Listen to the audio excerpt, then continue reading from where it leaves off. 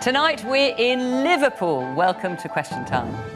On tonight's panel, Helen Whately, the government's culture minister till recently deputy chair of the Conservative Party, Labour's shadow attorney general in England and Wales, Labour peer and member of Jeremy Corbyn's inner circle, Shami Chakrabarti, Alyn Smith, an MEP for 15 years till he was elected as an MP in last month's general election, now Europe spokesperson at Westminster for the SNP, Madeline Grant, journalist and assistant comment editor at the Daily Telegraph, and actor and musician, best known for his leading role as DC Hathaway in the detective drama Lewis, Laurence Fox.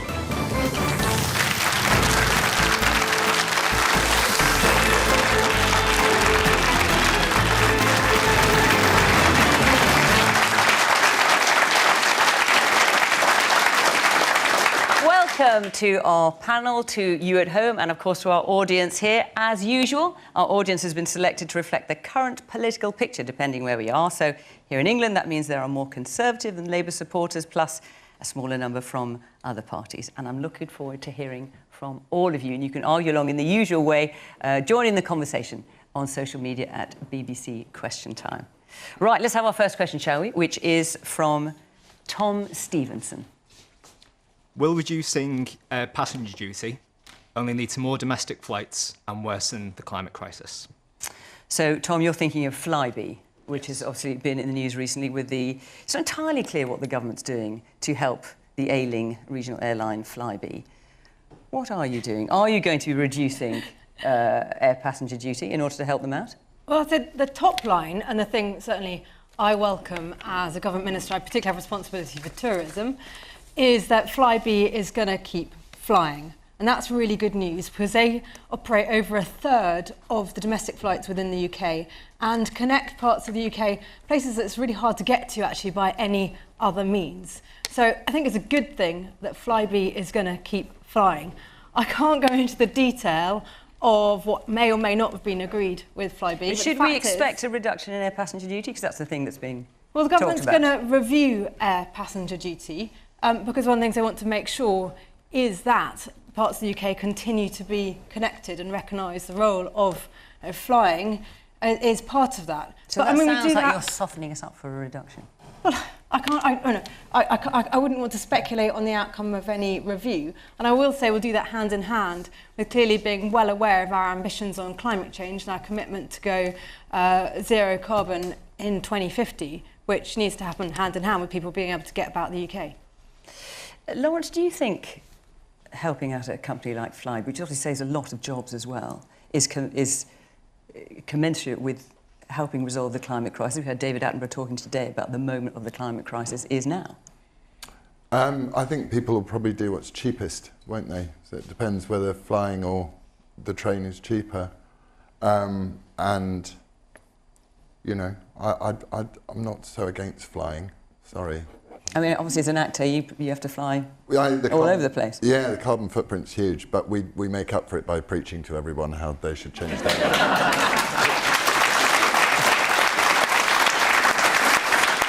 Shami?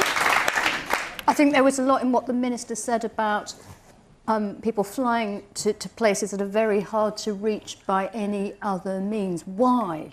It seems to me that it is often too cheap to fly within this relatively small country and too expensive to get the train. So just let me make a comparison. So round trip Exeter to Manchester, Flybe, £68. This is on a particular day. By rail, £141. So that's the difference. It's so much cheaper to fly. Well, that's a problem.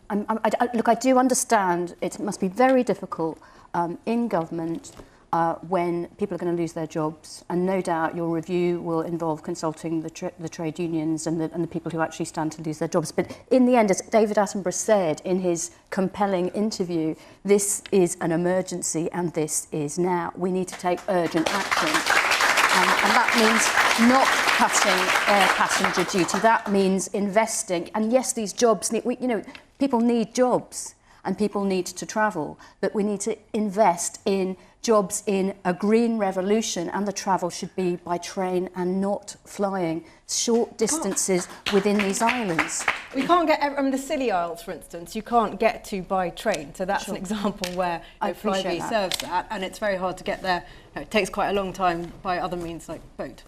That's what I meant by there are some places where actually it's just very hard to get to by but I completely agree. I mean, absolutely, we want to be investing in other forms of public transport, and rail, as I hope people know, is a very high priority, and Northern Powerhouse Rail and linking up the cities of the north is particularly relevant here in Liverpool, something we want to do. But when, you know? We're running out of time. We're running out of time. Should we hear a little bit from the audience? Is the man in the purple top there? I think there's several points that we need to take on board.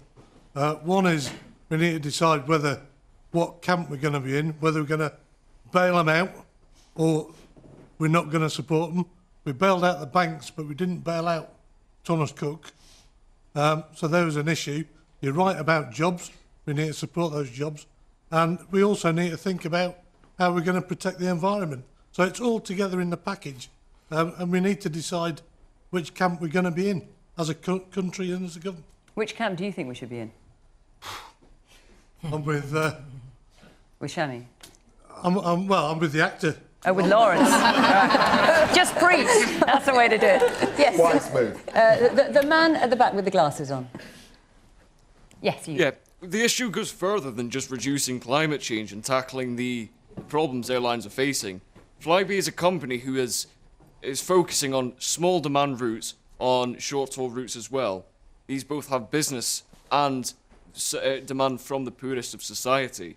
These are routes which will half the cost if you fly opposed to taking the train. Now, Flybe is operating a business model where it charges half the price to other modes of transport, but it's also been hit at double tax rates because it's flying internally. Now, this money is supposed to be spent on reducing climate change, but we're opening a third runway at Heathrow with the same amount of funds which we are taking in from tax, which is supposed to reduce climate change. The government's policy is simply hypocritical. They need to make up a policy. Either we're going to support the airlines, we're going to bail them out, or we're going to actually help the climate. We can't play both sides of the argument here. Let me come back to you in a minute, Helen. Yes, the woman there with the hand up. I find it quite insulting as part of the younger generation that our futures are being put behind the priorities of bailing out big plane companies when our government just can't even put climate change as a priority. They can't fund any steps towards it, so why are we letting plane companies just stay by? And do you think you'd feel like that if you worked for that plane company? Well, obviously it's a difficult issue with employment, but we need to put in steps to have some kind of other employment that kind of relies on more renewable sources, and we kind of need to stop relying on fossil fuels as much for employment. Madeline? Well, I'm very confused. I'm very confused about what it is that the government is actually trying to achieve here, because on the one hand, the justification they give for this is that they're keen to rebalance the regions and demonstrate to their new voter base that they mean to level up the economy. But at the same time, this step has had the effect of putting a lot of money into rich people's pockets, in a sense, because it has the consortium that owns Flybe is, it's part of one of the biggest beneficiaries will be Virgin and Delta, Richard Branson. Are we saying that none of these people might have stepped in to make up the air passenger duty that was overdue? I don't see why it necessarily had to come from the public purse. And the other thing that is... The other thing that is deeply inconsistent is how on earth this squares with the government's environmental aims of, reaching zero carbon by 2050. And to be fair, I don't think this is just the Conservatives either. I've no doubt that if Jeremy Corbyn were Prime Minister, that he would also be bailing out Flybe while trying to push for zero carbon by 2030, I think. So I think this goes both ways. We have a completely contradictory set of environmental policies where on the one hand you prop up airlines, you also impose extremely heavy fuel duties such that there are thousands of pensioners who struggle to heat their homes. And all the while, we hear a lot of preaching and bleating about the environment, but very little discussion of specifics. I would have a lot... Bleating about the environment? Well, what I mean is that they're not necessarily... Do you think David Attenborough was bleating about the environment today? From politicians who don't talk in specifics, that's my problem. I would much prefer a politician who said, here's my plan for the environment, I'm going to spend, 2% of our GDP buying up X amount of farmland in Britain to plant trees on it. I would much prefer that than the current system, which is to sort of brush in an extremely far-reaching environmental target that will have a huge impact on our lives and then basically leave that for future politicians to sort out rather than giving any indication of how you're going to get there and what that means for our lives. Now, Alyn, when it comes to the Scottish Government, actually, I should just mention that Flybe's owners, Virgin Atlantic being one of them, are pledging to put in 30 million. So it's not they're not putting nothing in, but we hear what you have to say. Alyn, when it comes to the Scottish Government, you wanted to reduce air departure tax by about 50%, I think it was, but then rode back on it. So what's your view about helping a company like Flybe at the expense of the Madeline's looking for a politician with a detailed plan. The Scottish Government was the first country to declare a climate emergency. We are on track to be carbon neutral by 2040. But you wanted to reduce air departure tax. Was that part of your... Yes, that's a former policy, because we're in a climate emergency. Right. Now, equally... You were quite keen on it, but OK, well, so you rode back on it. OK, fair enough. Place. And what we need is action. And the UK government policy on this is completely inconsistent, which is why we're all guddling about wondering what the UK government policy actually is. Monarch was allowed to go bust, but somehow we're trying to find ways of helping Flybe. Now, let me be clear, Flybe operates lifeline services to Scotland's islands, far bits of Scotland, so this is serious. So we are implementing our climate change policy, and we're doing very well with that. But there are need for, exactly as Shami says, we've got decades worth of underinvestment in proper sustainable public transport. We need to change the game on this, and we need to stop the point scoring, we need to get together, and we need to get real, because this is an emergency right now. What's happening now is real. So should we be stopping some short-haul flights then? I think we should be discouraging people from short-haul flights, absolutely. I fly as little as I possibly can. But one example that really rocked me today, hay fever season has started in Stockholm right now today. The cherry blossom is already out in Stockholm in January. Yeah, we think climate change is far away and it's for Indonesian islands and Australian bushfires. It's in our communities right now. Scotland's farmers have been seeing all sorts of implications. We need to get really serious with this. Now, we want to maintain the lifeline services, but we need to be clear about we need to detransition away from carbon to a sustainable economy, and Scotland's doing well with that. Come and see our ideas. OK. The man at the back there with the glasses. Hi. I'd like to just say that the 2050 date is wholly inadequate for a developed country like the British Isles. This is to get to net zero carbon. Net zero in 2050. That date was mentioned in the International Panel of Climate Change report as the global net zero carbon to not exceed 1.5 degrees C in global warming, above which would be catastrophic. We're already going to suffer from some serious consequences of 1.5 degrees. Above that, even worse. Tens to hundreds of millions of people displaced. The 2050 date is an absolute cop-out for this country. Yeah. We're a developed country. We should be leading the way. That should be brought way forward. Man at the front in the glasses. I just find it quite ironic that the SNP are saying that the carbon neutral thing is important, which it is, but isn't Nicola Sturgeon's main budget plan, if they get independence, coming from oil, which is a fossil fuel, isn't it, and used to pollute things? I think maybe if the SNP want to get independence, she has to start looking at other ways of forming their economy rather than relying on fossil fuels, which are killing the planet. Which is precisely what we're doing. We are investing massively in renewables. Scotland's hit the energy jackpot. We've got all the renewables that exist. We've got wind, we've got wave, we've got biomass, we've got water that falls out the sky on a regular basis, but we've got all sorts of stuff that we are exploiting. And you're right, we need to decarbonise the economy, and we've got a plan to be doing that. That's very much part of Scotland's economy, I agree.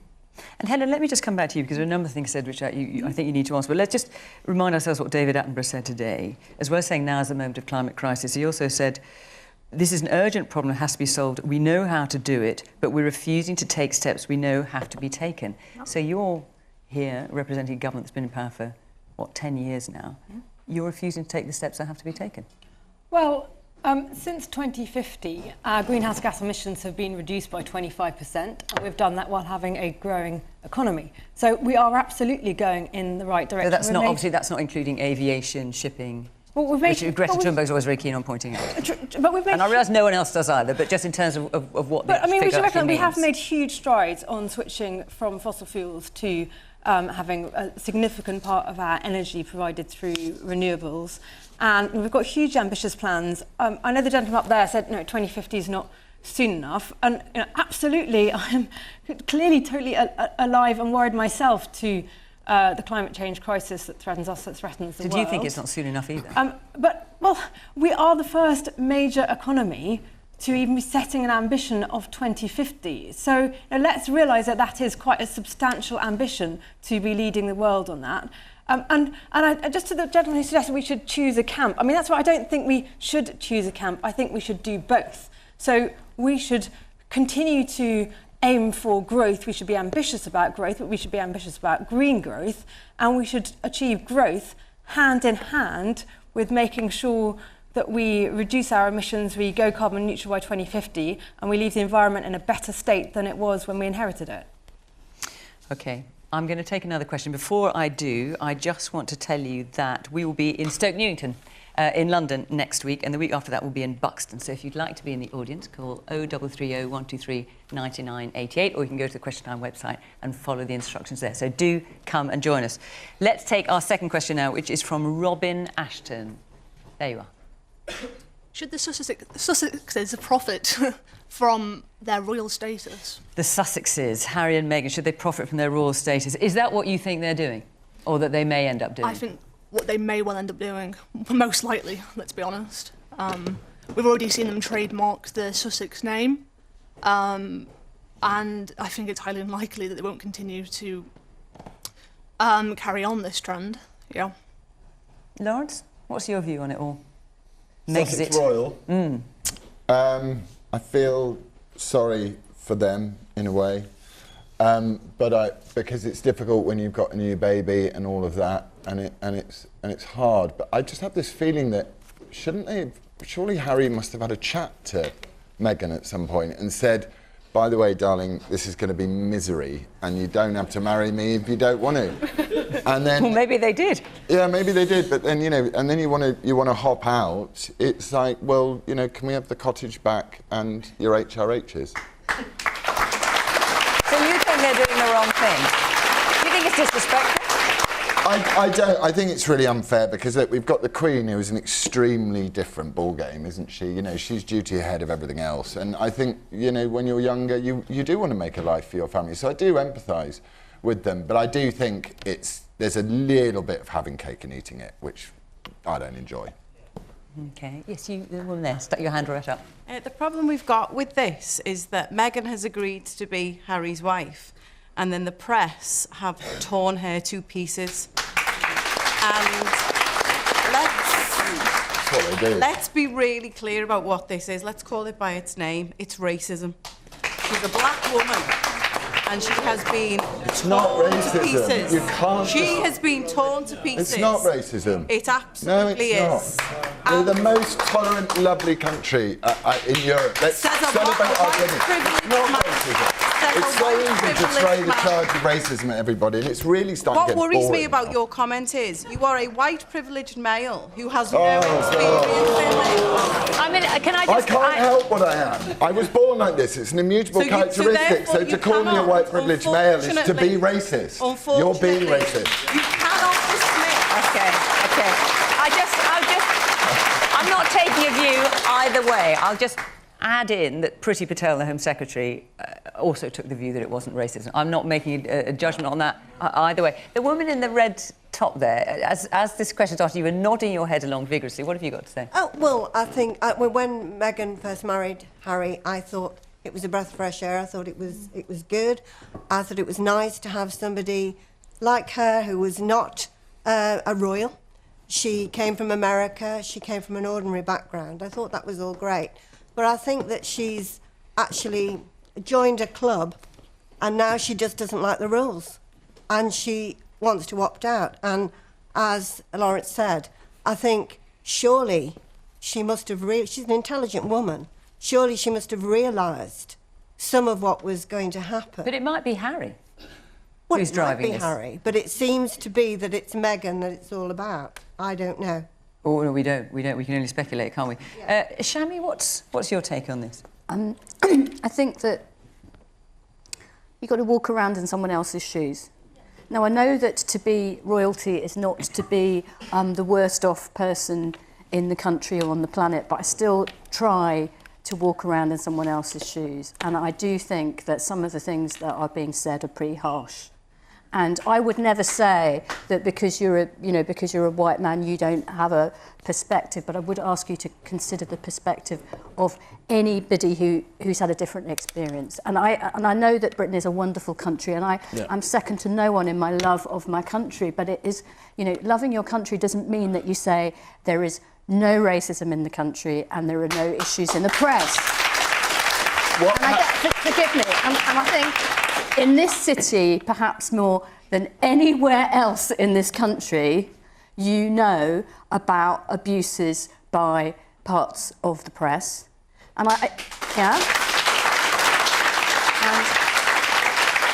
and if we want to be specific and look at evidence, I looked at a piece, I think it was in BuzzFeed today, where there was a very forensic comparison between the treatment of the two princes' Well, shall I quote? Because I got it. Yeah. So this is the Daily Express. So the Daily Express is talking about Kate choosing flowers. And in August, they said, in 2011, this is obviously for the wedding, like the bride herself, the bouquet was effortlessly elegant and understated.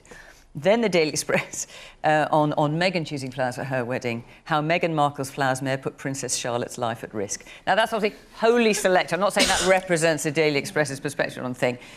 But that's and it goes on and it goes on, and one's touching their bump too much and the other one's not touching it enough, and avocados are good and avocados are evil. It was so forensically done, and it's not just the press. I mean, some of the I mean, I'm not on social media because I'm a dinosaur, but I'm also not on social media because some of it is just so awful. And I do think, forgive me, I do think that that the Duchess of Sussex has had some really rough treatment. Now, the question was, is it right that they should profit from their... It's tricky, isn't it? Because we can't have it sort of both ways. If we say we want a slimmed down royal family, we want to spend less public money on people who are not in the direct line of succession, etc., etc., you say that on the one hand, and then you say, oh, but they shouldn't profit from their... They cannot... Prince Harry cannot escape his birth and his status, and part of that is a very, very tragic story about losing your mother when you're too young. I have some sympathy for that, I have some empathy for that, and I think we should just tone it down a little bit. Laurence, did you want to come back in before I go? Yeah, I think that it's one of the dangerous things about throwing racism around in this country, which we're doing a lot at the moment, is people become so conscious of it that things like the Manchester grooming scandal get ignored. So that, we need to be careful that we need to call out racism when it's seen, when it's obvious and when it's there, and we should stand together to condemn it. But for fear of sounding racist, there's been horrific things have happened in Manchester and in towns all over the north of England, and we should be careful and use racism when it's there and it's obvious, and not call someone racist just because they don't agree with you. Alyn, so coming back to the original question, I mean, when this story broke, what was it, Wednesday, a week ago, I don't think any of us could have foreseen how it was going to go. We've now obviously got this you've got the Mail and Mail on Sunday possibly calling Meghan Markle's father, having kind of Markle on Markle situation in the court, in the libel case. I mean, what's your view on what's happening? I think it makes the UK look like it's lost its marbles, forgive me. I mean, I really struggle, given all the issues that are kicking about in the world, to find any headspace for this whatsoever. I think the royal family has been... The press alternates with the royals between utter sycophancy and everything's fabulous, or sheer hatred. And we've seen it over the years with each member of the royal family. Now, if they want to go... there is an issue of public spending. I mean, it's not entirely frivolous and out with the public domain. Sure, You're talking about security and sovereign But of grant all the and what have issues you. facing us, I don't think this is the biggest one. If they want to be private citizens, good luck to them. I wish them well. They absolutely give up their right to public money when that happens. Absolutely. But this isn't the issue we need to be talking about. OK. Well, Lots of people want to talk about it, and that's why we're doing it. That's kind Lots of of what people want to Question talk Time. about Celebrity Love Island. That doesn't mean it's important either. No, not in this room. Not a single question on that. I'm very glad to But say. racism is a bit more serious. The idea that there is no racism in Britain is quite a serious issue, and it goes beyond beyond No one said there's no racism. So no doubt there has been a great deal of racism directed against Meghan Markle from members of the public and some sections of the press. Of course there has. But I think in general what is really aggravating people isn't the colour of her skin, but it's the arrant hypocrisy that they have shown on many occasions. Even the way in which they want to exit the royal family is, you know, they're not proposing to be like, you know, let's say the Dutch royal family where you cycle to work and you maintain a regular job. What they're proposing is a kind of strange hybrid where you'll retain many of the perks and privileges of being in the royal family, but you expect none of the duty. And to go back to the original question about are we going to see them cashing in on their brand? Yes, I think we will. I think we're going to get a kind of woke celebrity, sort of Gwyneth Paltrow meets Greta Thunberg with a bit of Kardashian thrown in for good measure type thing. God, now you've painted an extraordinary vision for us all, Madeline. And they say they want to avoid press coverage, but I think what they're hoping to achieve with this brand is to exchange UK coverage for US coverage. I think the public completely understands and empathises with their need to live a more private life, and there are routes out of the royal family that would enable them to do that, but what they're proposing is not a retreat from public life at all, and I think it's the hypocrisy of that is really annoying a lot of people. The one here in the front, you've had your hand up for ages. Yes. Fergie got 10 times worse press than Meghan's ever had. Fergie? And as soon as the press say boo to Meghan, I feel she pulls the racist card. Now, I'm, as she says, a woman of colour, and I feel she pulls the racist card every time. When there's something she doesn't like, she's straight off with it's racist. I'm not sure she's personally has ever said that, but other people have said that for her. Yeah. Yes. And Harry's mentioned it, I think. The woman in the red top, yes. Yeah. I feel as if they're not naive. They seem rather naive to me, and they've got their priorities all. They talk about being family oriented, but we know what you mean. Orientated. That's it. But they seem to be. They know they're vulnerable, but they have priorities. They go around, but they didn't tell the Queen, and did they tell the media? But they just seem to be, to me, a couple who are quite naive. Quite naive. Yeah, then they just got priorities round. Why didn't they tell the Queen? You tell your family, or in fact, you tell your family first. You know, they go on about their family, their child, and everything, but they... Yes, obviously we don't know if they didn't tell the Queen or not. We are all speculating. Because we never fall out with our families, right? No, never. Let's be clear about that. I think Helen, it was perfect communication. Let me hear from Helen. I'll come back to you. Sure. Helen. Well, I mean, where there are questions of racism, I mean, let's just continue to put the message out there. It's not acceptable in our society. We won't tolerate it. We shouldn't tolerate it for members of the royal family. Do you think shouldn't coverage tolerate is it racist? for...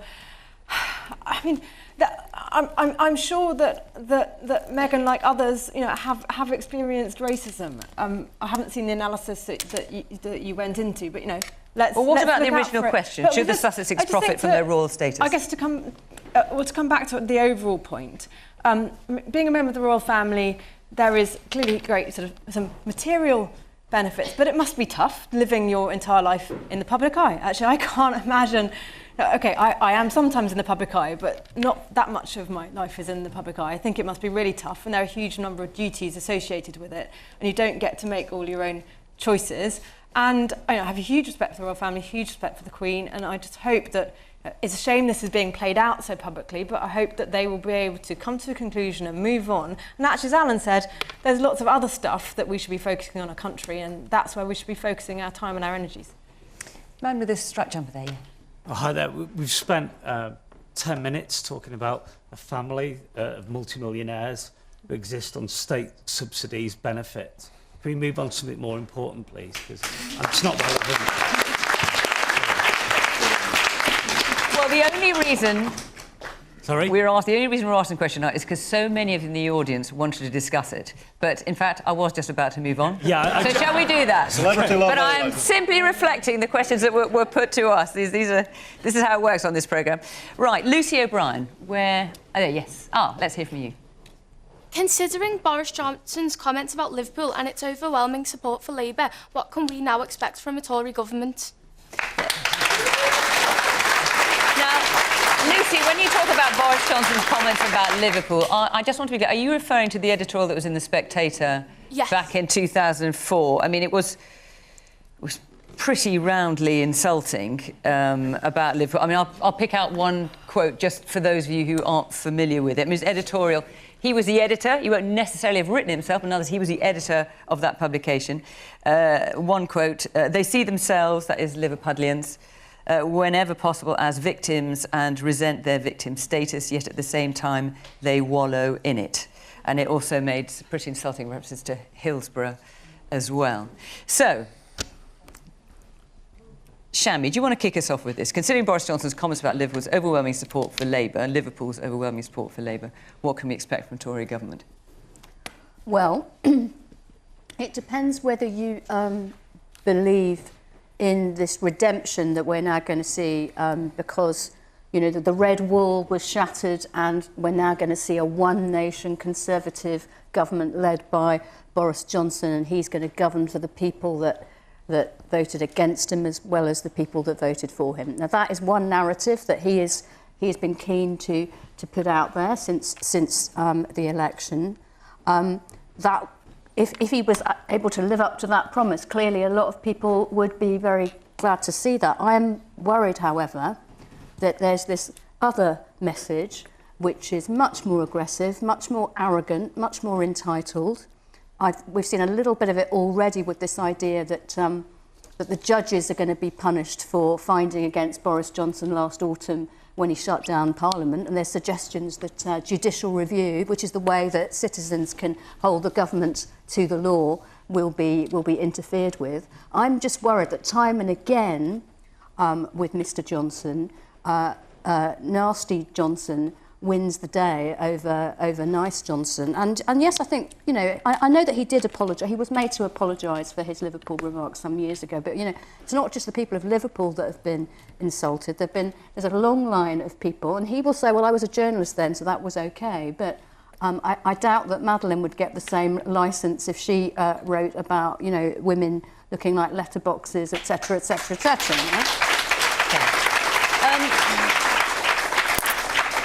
So, Madeline, in terms of what can we expect from a Tory government? Well, I think that the evidence suggests so far that they're going in a much more economically interventionist direction than we've seen from previous Conservative governments. You know, they realise that many of the voters in the so-called Red Wall who voted for them put their trust in them for one election only, perhaps because they were so sceptical of Jeremy Corbyn and they didn't think he was a credible leader. So I think the policy platform is going to shift dramatically in keeping with the realignment on politics that's currently taking place. So I would expect they plan to pump money into big infrastructure projects and the NHS. There's been some suggestion of them using the newfound freedom of Brexit not to potentially liberalise the economy, but instead to bypass the EU's rules on state aid to help prop up failing businesses. So, I mean, there's been this myth on the left, and we saw it during the general election, that Boris Johnson is some kind of neo-Thatcherite figure. I just don't see any evidence for that at all. I think he's much closer to a kind of Michael Heseltine, but just happens to disagree with Heseltine on the EU.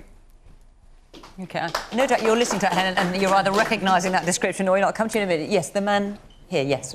I think we can expect to see more of the same, if not worse. I think the majority that Johnson's got, I think he's going to exploit that. I mean, we've seen here already in Liverpool, the government's rejected the renewal of the sensible landlord licensing scheme, which did great work for tenants.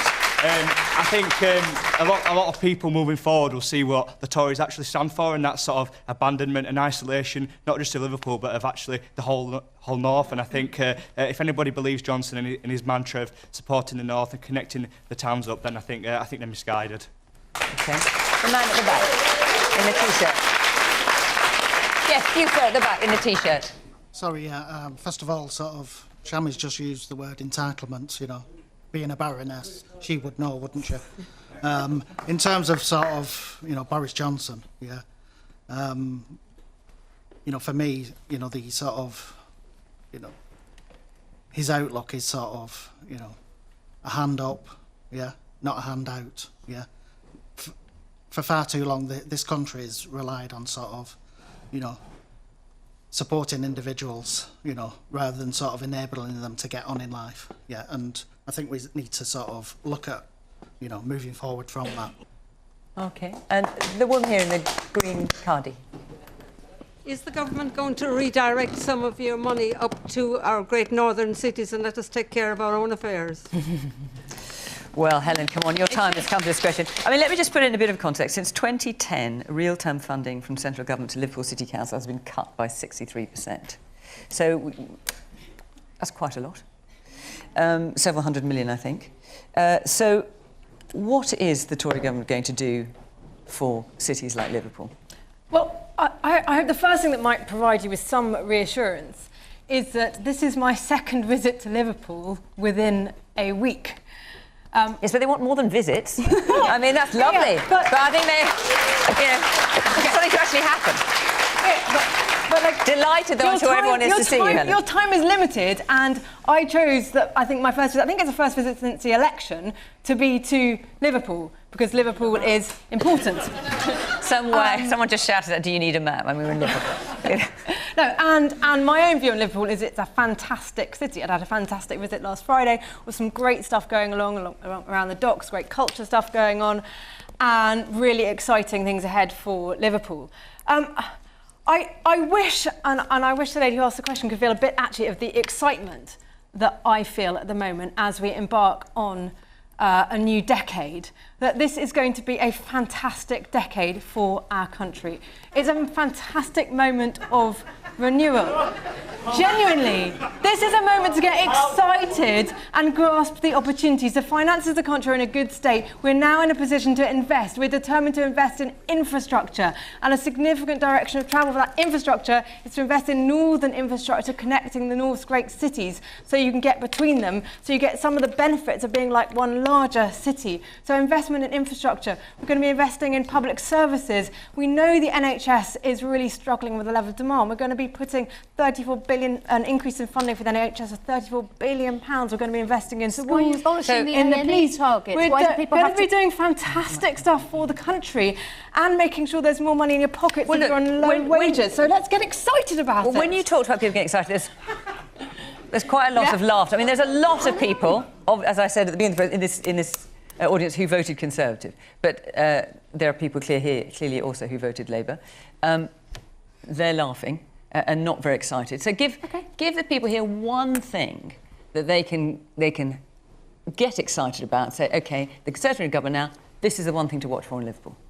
Well, so if you're somebody who's on a lower income, we're absolutely determined that your income will go up. So, for instance, we're increasing the national living wage. It'll go up over £10 an hour over this Parliament. Meanwhile, we're raising the threshold on national insurance. This is about having more money in your pocket. And that goes hand in hand with our really strong record on jobs. So you're more likely to be in a job. So we're going to make sure that you've got a good chance to be in a job and earning more and having more money in a pocket. Isn't that a good thing? OK, let's hear a bit more from the audience. The woman in the black top, yes. Well, we appreciate your comments on infrastructure and the national living wage being raised. When there's 2/3 of children who are under the poverty line, why are you not helping the actual people? For the people in the families who return to vote for you, why not make a difference in their lives? We can build more like student accommodation in the city. We can have wonderful things on the docks. But if people can't afford to eat, those are the important things that matter to the country today, in my opinion. OK, the woman in the maroon top there, yes, with blonde hair. Yes, you. I was just going to say, talking about, transport and things, I've been travelling from Manchester to Liverpool for November and December last year, and I can't even tell you the amount of overcrowding on those trains, and it's not looking like it's going to improve. And I just think You know, I can't believe these are two massive, massive cities in the northwest, and they are not well linked, and that needs to change. Totally, massively. absolutely. I completely agree. The connections are not good enough. That's absolutely why we need to invest in that. That's absolutely the plan for it's called, whether you call it HS3 or Northern Powerhouse Rail or the Trans-Pennine Railway. The ambition to connect up the cities of the north, including Liverpool to Manchester, absolutely. Well, I'd love to see that change, but it doesn't seem to be happening. Is it going to be more than ambition? You're actually going to do it? Well, it's not going to happen overnight, but No, yeah, you've had we have to do it. We absolutely have to do it. I mean, not yes, you but as you might know, personally, and I know I don't want to go back over old ground, but the finances of the country weren't in such a good state 10 years ago. Now we're in a good position that we can now invest in infrastructure. Okay. I did that train, it was awful. I did it this afternoon, I'm like, wow.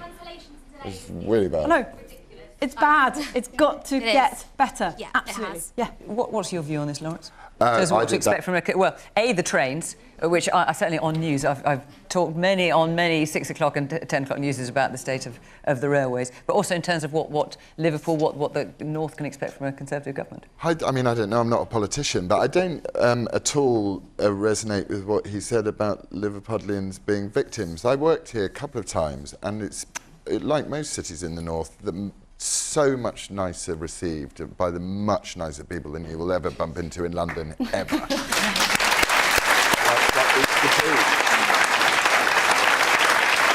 Alan? I think Lucy's question really went to Boris Johnson's character. And the issues, the words that were printed in his newspaper, which he refused to apologise for when Angela Eagle, much more recently, asked him to, were gratuitously offensive. And he just dismisses it as banter. You know, this is the man who said, on the 31st of October, I'd rather die in a ditch than fail to deliver Brexit. And then it was just having a laugh.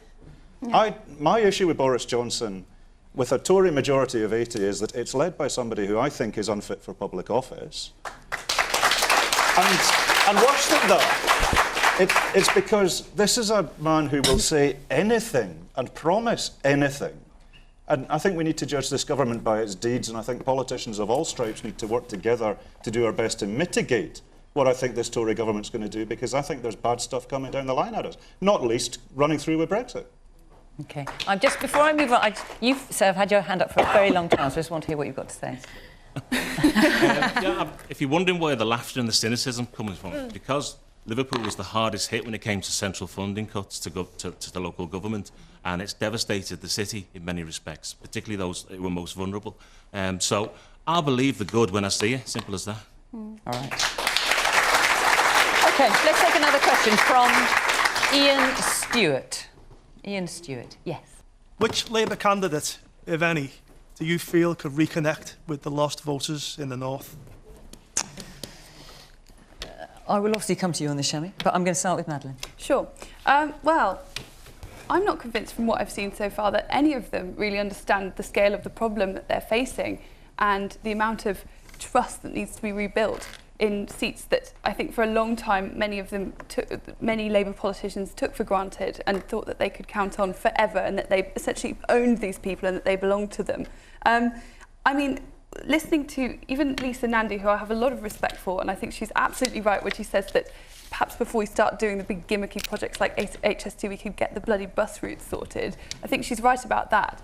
But she's continuing to maintain the party's exact line on the issue of free movement, despite the fact that it's clear that a large proportion of the electorate, and including in the Red Wall, does not share that opinion. And meanwhile, you have Rebecca Long-Bailey, who's the heir to Jeremy Corbyn, when asked in an interview how well she thought he had performed as Labour leader, said that he was a 10 out of 10. And you really wonder what you'd have to do to be an 8 in those circumstances. I don't think they understand the scale of the problem until they have that proper, profound conversation with themselves as a party. I don't think they're going to get anywhere. So, Shami, who do you back as Labour, the next Labour leader? Well, there was a gentleman earlier who said, she's an unelected baroness and she's entitled, and he's got a point. And I'm not entitled, which is why I don't think it's my place to publicly declare for any one of these elected people. We're so interested in what you've got to say. And obviously, you are so close to the heart of the previous government. As far as I'm concerned, these are five... Sorry, the previous opposition. These are government you'd love to have been, obviously. These are five very strong candidates. Can you narrow it down a bit even? Come on, Shami. Well, I'll go back to the question about reconnecting with people in the north, but in terms of, I've decided that I don't think it's appropriate for me to come out, and by the way, it would probably be the kiss of death for any one of these strong candidates if I decided to come out. In our rules, there is a role for MPs to declare and get people on the ballot. There's a role for part of the question in terms of reconnecting with the lost voters in the north. What do you think, and this you must feel you can express a view on, what do you think Labour need to do to reconnect with the lost voters of the north? Well, you have to start by listening, and I know that all the candidates will be using this period to travel, just like Helen. You know, they can get on the train and they can come to Liverpool and they can go elsewhere, and they do spend a lot of time, you know, and some of the candidates are from the north. And There's a woman up there sighing, so you're thinking when the trains are running, aren't you? Exactly. Absolutely. Referring to what we were talking about before. You know, and forgive me, but I really do think that, you know, and if Boris Johnson's going to steal some of our clothes and be a one nation Conservative, he could consider renationalising the railways, actually, because I actually believe that's a very popular policy.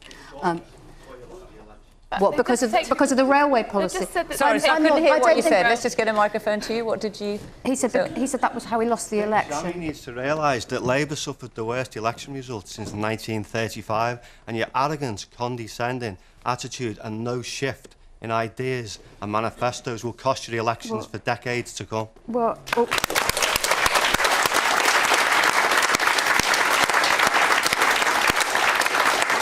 So I'm actually trying very hard not to be arrogant. I don't feel arrogant about that defeat. I really don't. I feel... Your attitude, one of us. So my attitude... Your attitude tonight, and when you describe Boris Johnson, people are entitled to their own opinions, and people have a history. I mean, if we quoted what you believed in 2004, or the SNP, you could be held to account. But you need to listen to the electorate. The electorate did not get it wrong. Well, look, I'm a Democrat. You didn't. I think, forgive me, sir, but I think I'm entitled to say that Boris Johnson's remarks about Liverpool, about Muslim women, about black people, and it goes on, are not acceptable. I'm sorry. I don't think that sounds good. Forgive me. Alan. So I think the candidates will all be listening.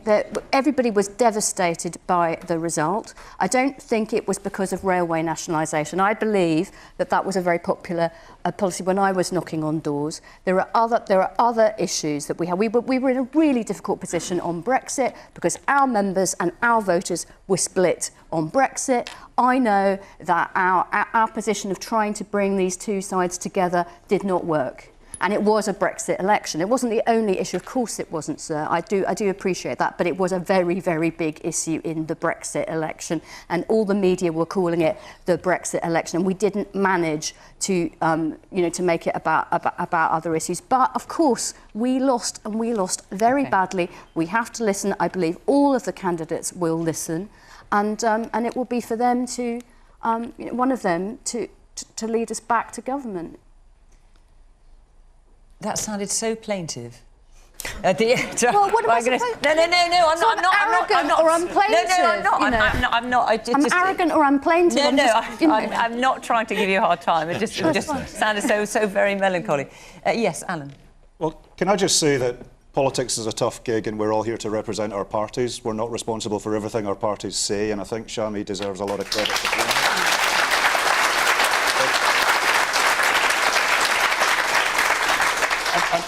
And I'm neutral in the Labour Party leadership contest. I think you should ask a Scottish Labour politician, though to be fair, there's not many of them around anymore. Because the gentleman's point about reconnecting with the voters is absolutely right. The Labour Party in Scotland took people for granted and lost touch. And that's why my party at the last election, where I was just elected into Westminster Madhouse, the Labour Party only has one seat in the whole of Scotland. That's how quickly this stuff can change. Now, in Northern England, and I studied at Leeds University, I know the North of England pretty well. It's our near abroad, after all. You're the right end of England for me. And, Liverpool, I'm basically at home, isn't it? But a lot of people voted Tory, not because they greatly wanted to vote Tory and voted in spite of Boris Johnson, but they voted out of sheer frustration with the shambles that the Labour Party has become under Jeremy Corbyn. Now, as a friend of England and a progressive politician, I really want to see the Labour Party get its act together. I've got good friends in the Labour Party who are having a really tough time. And this Labour Party election is going to be really important, and I really do hope they make the right choice. 500,000 members, forgive me, and one of the biggest movements, if not the biggest political movement in Western Europe, is not quite a shambles, forgive me. I was being nice to you as well. Lawrence. Which Labour candidate, if any, do you believe can reconnect with lost voters in the north? Who should replace Magic Grandpa? Keir That's Starmer? original, that's original. Keir Starmer. Keir Starmer gets your vote, would he? And why Keir? He just looks like he can take Boris on quite well. Do you know what I mean? That's what I get vibe. You don't think any of the 4 women would be... Oh, it's not about women. Jeepers creepers. Sorry. So I just was interested in let your me view of rewind. that. Any of the women. Is that better? Any woman. Because it's really important what gender you are or sex you are rather than what your policies are and how you approach politics. Come on. I think, though, what Shami said, that is also part of the problem that's going on in the Labour Party, that so many of the candidates have made reference to their identity. People are fed up with identity politics, but they keep talking about, you know, how crummy their school was, what their gender is, etc. Even at the last general election, Jo Swinson made her gender front and centre of the Lib Dem campaign, and she even implied that the reason that she was being restricted from the leadership debates wasn't that it was in the obvious political interest of her opponents, but because they were obviously sexist. The public disagreed with that view. I think if they keep zoning inwards on identity characteristics, what happened with Jeremy Corbyn? If you look at the polling on this, the public actually agrees with many key planks of his policy platform, but they didn't vote for him because they didn't think he was competent. I think they want a competent leader. It's that simple. Okay. Helen, which Labour leader would you least like to see? I mean, it's up to Labour to choose their own leader, and I don't want to say anything that would influence saying who I think is best or worst. I wouldn't want to get involved. I guess my overall view, though, on what I would hope a future Labour leader should do, and I think it's really important that we have really strong opposition in the country, is first, listen to people. Listen to people. Don't be so ideological. Listen to people. Realise that lots of people wanted Brexit. Get that. Great about it. Lots of people don't want higher taxes. Appreciate people want to keep money in their pockets. That people want opportunities. And stop talking Britain down and start talking Britain up. Okay. Now, we have got very little time left, but I want to get one question in that lots of people, or a fair few people, wanted to ask about. June Kelly, where are you sitting? Me. June, there we go.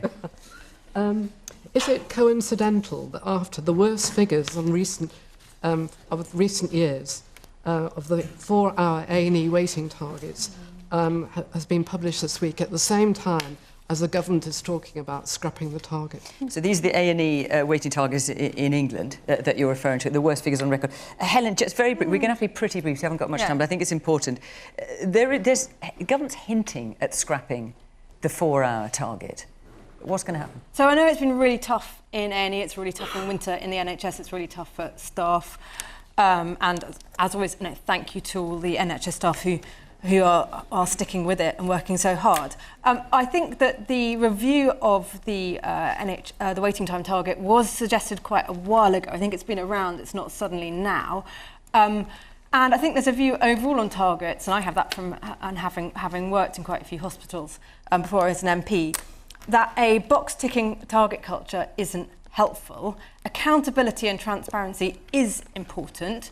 So it's important to be measuring stuff and reporting on it and measuring it in the right way, but to do it in the way that is best for patients. To do what is best for patients is a way forward, not to do what seems to get the best headlines, but to do what's best for patients. Or not because it's embarrassing for the government after 10 years, the figures are so bad. As I said, but this has been, it's not a sudden thing to be looking at the A&E target, but I absolutely recognise the pressures on the NHS. The important thing is that it's getting a really huge, record-breaking increase in investment. 34 billion per year extra will go into it. We're going to have more nurses, we're going to have more doctors, we're going to have new hospitals. We're going to really invest in it and make the use of having a strong economy to do that. Alan, reasonably brief because we're short of time. Surely, well, the question's about English A&E figures, so I would say that we're in charge of the NHS in Scotland, and Scotland's A&E has outperformed all countries of the UK in the last 4 years. OK, the last time Scottish emergency departments hit the 95% target was in 2017. We have outperformed England, Northern Ireland and Wales. So not doing brilliantly, but perhaps not quite as badly. There are lots of things we need to do better, absolutely. But the point I'd be making is that I don't trust the Tories on the NHS. Yeah. And I'm really concerned that they're in charge of this. Shami? So, do you think the 4-hour target should be scrapped? Of course not. And for the reason that Helen gave, that you want accountability and you want transparency. So you don't say we didn't meet the target, we abolished the target. I was told, quite rightly, don't talk Britain down. One of the best things about Britain, envied all over the world, has been the NHS. One of the best things that Labour ever did in its 100-odd years. And I think that 4 hours is a very long time to be a sick person. Sometimes people have been queuing outside A&Es in the cold, in the winter. That is completely unacceptable in one of the wealthiest countries on earth. And Helen, I just urge you, please, don't scrap the targets, don't scrap the transparency and the accountability, and let's get behind the NHS. I didn't suggest for a moment that we should scrap transparency and accountability. No, you said we should have it. Under a Conservative government has made huge strides and, for instance, introduced CQC. So absolutely committed to transparency and accountability. But let's do it in the way that results in the best practitioners are saying otherwise. The best care for patients. But today, all the practitioners have been crying out and saying otherwise. They have been saying how terrible it would be to scrap these targets. Exactly. How do you measure success or failure, Madeline? Well, I would just say that Labour have planned to scrap Ofsted and other forms of target gathering in education, so I think it goes both ways. But the point, we heard about a winter crisis. Travelling abroad, it's so rare to hear other countries in a perpetual winter crisis, and this has been happening to the NHS for decades. I think we can and should spend much more on the NHS, and I think funding is part of the solution. But I think also that given that we're wedded to a highly centralised top-down model that's been in place since 1948, we should also take a look at the best practice abroad, because America and the dysfunctional American system isn't the only... I'm not saying... No, I'm saying it's not the only game in town. We should look at what works in Europe, where they manage things very differently, and they certainly are not living in perpetual winter crisis mode. Laurence? As somebody very close to me has just been on the E end of A&E, and they were in straight away and were treated absolutely wonderfully. I mean, so I just am so grateful for the National Health Service. But you know, if someone in the A end of it, the accident part of it, well, an accident can be an emergency. It can be. I don't know. Yeah, keep targets. Why not? But I think the NHS, when you really need them, is incredible. Julie, you wanted to come back in. You asked the question. I just wanted a quick follow-up to say that you haven't mentioned social care. And the situation in A&E will never get better until you sort out social care. Yeah. And there's no indication to me, really, that you have any plan. It's just a wish. But you've got to do that to help. Very briefly, Ellen, when are we going to see something social care? So you're absolutely Boris Johnson right said this year we should Boris see a plan. Johnson did indeed say this year, and you're absolutely right on social care, because when you've got people in hospital who actually were better being somewhere else, and so that hospitals can focus on treating people who need to be in hospital, that would be much better for the NHS and much better for the patients. You're right. And this is words. We want action. Well, I mean, the point is that we need to... we had a consensus in the 1940s about a national commitment to the NHS. We need to have that kind of consensus around a commitment on social care, and that social care must be properly funded, and recognise that caring for people is really, really important. That takes tax. OK, we could keep going, couldn't we? But our hour is up. I'm so sorry. There's so many of you got your hand up, and I know you wanted to come in, Shami and Madeline. Let me remind you that next week we're in Stoke Newington in North London, and the following week we're in the Derbyshire spa town of Buxton. So call 0330 123 9988 if you'd like to come along. Why not? It'd be good to see you. Or go to the Question Time website and you can follow the instructions there. And if you want to have your say on tonight's topics, as we have been here in this room, you can join Adrian Charles and guests on Question Time Extra Time, which is on 5 Live right now. But for now, thank you very much to the panel. Thank you very much to the audience here for coming. And, of course, thank you to you at home for watching and for listening. From Liverpool, Bye-bye.